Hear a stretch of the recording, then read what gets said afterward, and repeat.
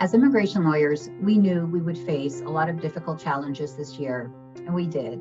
The increased restrictions of due process and inhumane treatment at the border and in immigration court, the increasing difficulties and extended processing times for both business and family immigration work, and the increased politicization and hostility towards immigrants and the immigration system.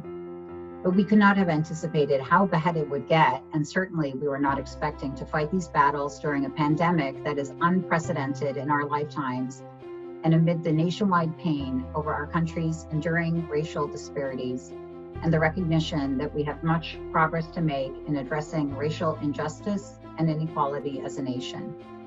This year, as lawyers, we have endured difficulties that we would never have expected to endure.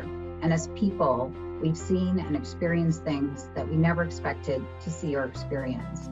This is a moment when many of us find ourselves tired and demoralized, feeling bruised from the difficulties of the practice in today's world. Sometimes it just feels like it's never been this hard. But we need to go on, and we have the strength to go on, because we as AILA have faced hard times before. Times when we found ourselves facing a mountain that seemed too steep to climb and seemed to have no paths up.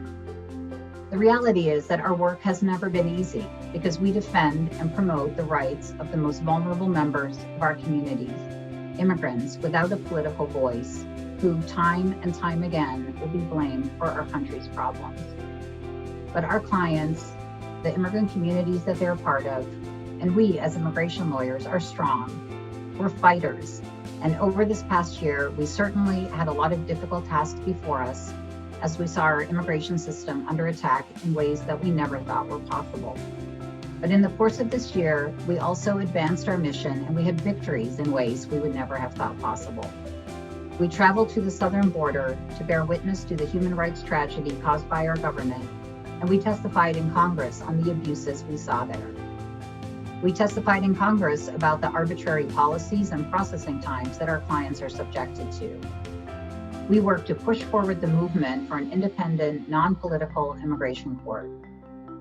AILA led litigation and supported our members' litigation efforts to fight against the government's unlawful overreaching of policies. And we took the government to court over detention, border issues, bad agency decisions, the public charge regulation, the healthcare proclamation, and a number of other issues critical to our clients and for due process. And when seemingly out of nowhere, we found ourselves in a global pandemic, we immediately began to help our members as we all struggled to adapt our practices and our lives to a new reality, where immigration practice changed, with many of us working from home, some of our members continuing to represent clients in dangerous conditions, navigating agency closures, and dealing with the serious economic impact of a country that was shutting down and gripped with fear. This strange new world was then compounded by events that forced us to face and recognize the deep and traumatizing racism that continues to tear at the fabric of our country. We've never been in this place before, but as AILA members, we are resourceful, we are creative, we're smart, we're committed, and we have each other. I think I speak for many of my AILA colleagues and friends when I say that I don't know how I could have made it through this year without the strength and the mutual support within the AILA community.